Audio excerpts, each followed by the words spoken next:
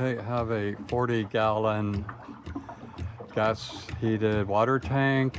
It's 5 years old. I'm trying to drain it, to flush it out. I was not having any success using the normal hose drain. It just wasn't flowing out.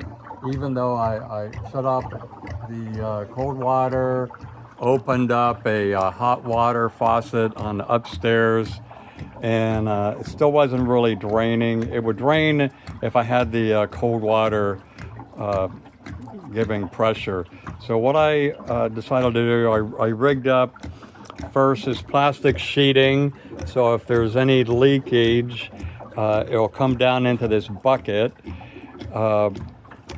And I had a shop vac hose that I had, and I just duct taped that in to a length of pipe that I had, and it's just draining pretty.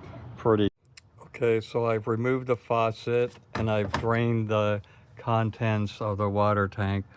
I've installed a LED light inside, and so now we can look inside of the tank, and we can see that there is some buildup of calcium deposits. That's probably the primary thing. I guess one thing that's interesting I noticed is closer here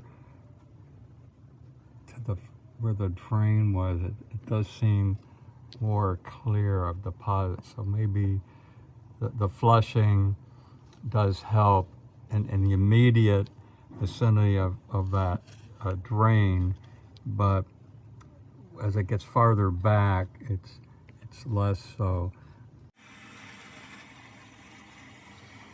Okay, so I have some water running, the cold water, and I have this stiff rod, and just scraping that over the surface in there, and I did see some chunks of calcium coming out.